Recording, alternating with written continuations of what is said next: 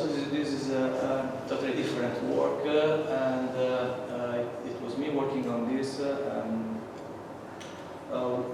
We are speaking about micromechanics, about very characteristic material system that is a ductile cast iron that everybody knows is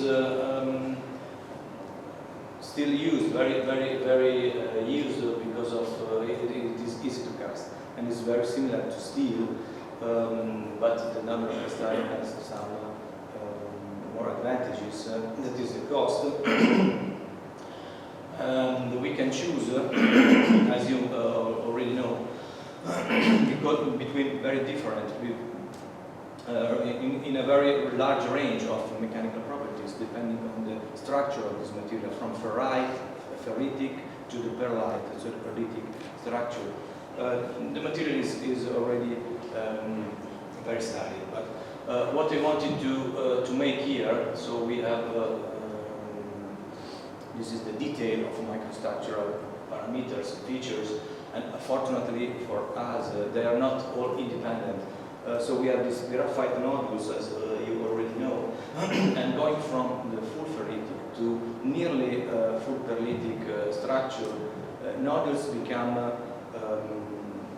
higher in number and decrease in size, and they are getting closer one to each other. So this is what I was asking to myself: is this some task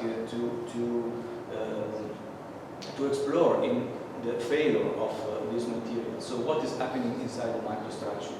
So we have ferrite that is, let's say, soft, is ductile, gives ductility to the material, and we have perlite that is increased when we want to increase the hardness of the material.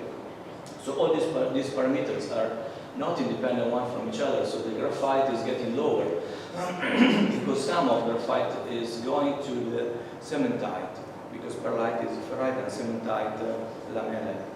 And as already told, the number of nodules is increasing. And we have yield and ultimate strength that are increasing when we increase the high resistance phase that it's already said, the perlite. Okay, so looking at fracture mechanism of this material, we can say we can expect that the ferrite is failing in a ductile way and the perlite in a mixed, or let's say in some brittle way. And this is true, but not always true, because we have some morphological and, let's say, geometrical, is what they call geometrical features that can modify this behavior. For example, when we have these capsules, it is called the bullseye configuration of ferrite around these graphite nodules. We have some constriction of strain. This is already studied by Francesco Iacovialli. Some studies they made a lot of observation on this, and we can observe cleavage facets in. It means the brittle feature of fracture in ferrite also. And conversely, we can see also some fine dimples in perlite. Why this is happening? I mean, what is happening inside the microstructure and how the triaxiality, that is the aim of this work, is resolved by the microstructure. At the microstructural level, we can impose a triaxiality of the stress to the material, but we don't know exactly what is happening inside because of this voids interaction.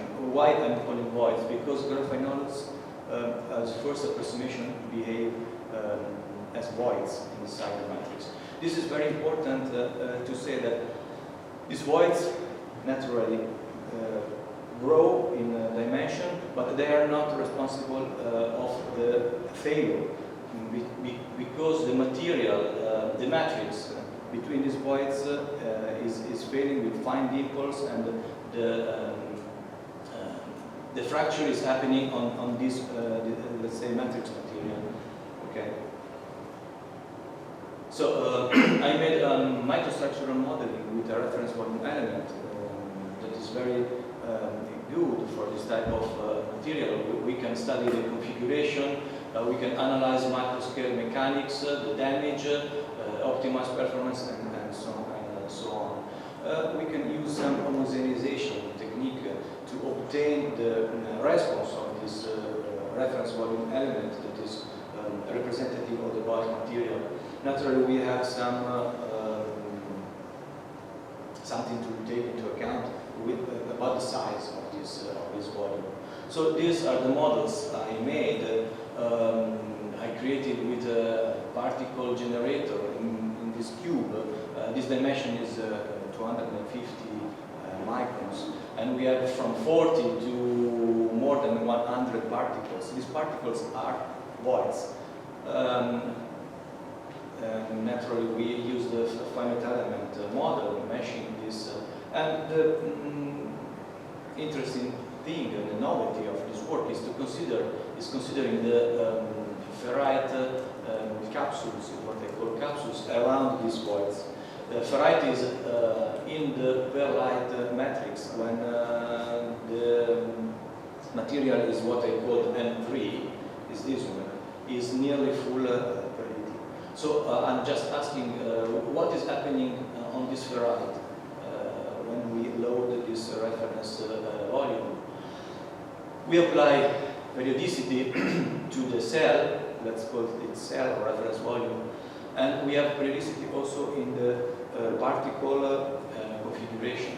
And so we can apply 1, 2, or 3 stresses at the mesoscale of this surface volume element, and we can study imposing triaxialities and study all these triaxialities and look what is happening inside this volume.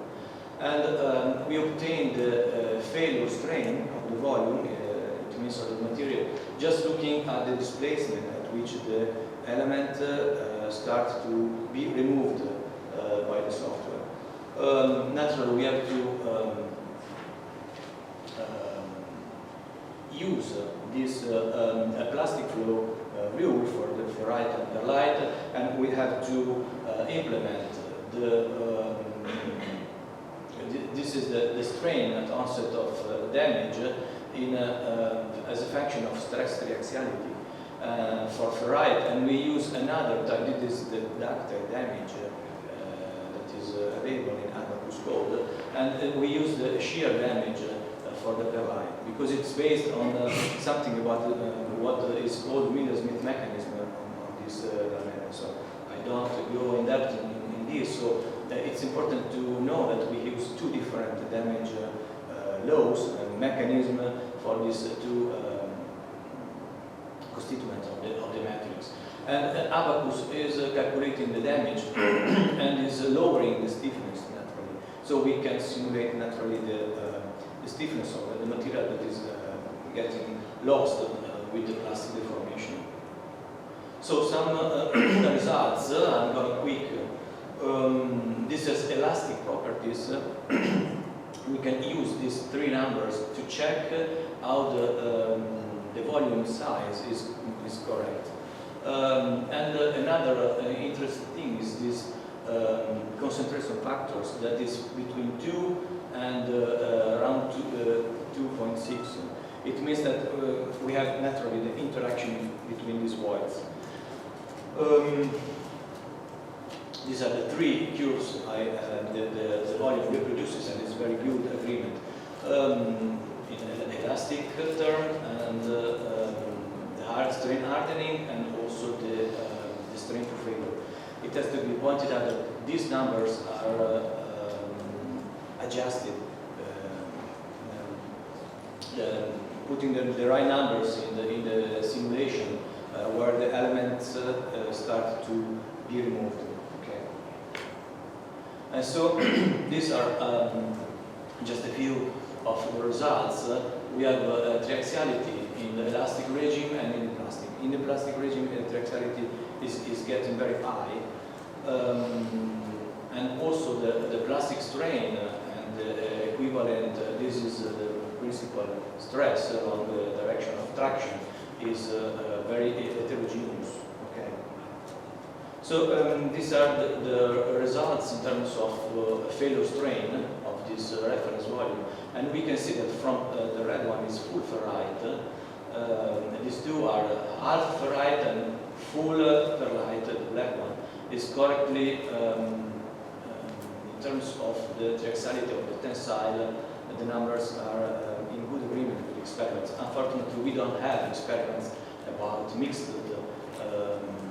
structures for different triaxiality of the response. So I'm going to, this is one of the results we can obtain, and this explains why the ferrite can fail in a brittle way if we analyze the triaxiality in these capsules around the voids. We can see that it's higher, it's getting higher than the rest of the methods. So as a conclusion, this tool has been demonstrated to be very powerful tool in studying what is happening in the microstructure, starting from some conditions applied to the mesoscale. And we have triaxialities ratios that locally are very high and inhomogeneous, and this can explain why a brittle ductile phase as the ferrite can fail in a brittle way. Okay, that's all. Unfortunately, we have so short time. Thank you, Professor Collini.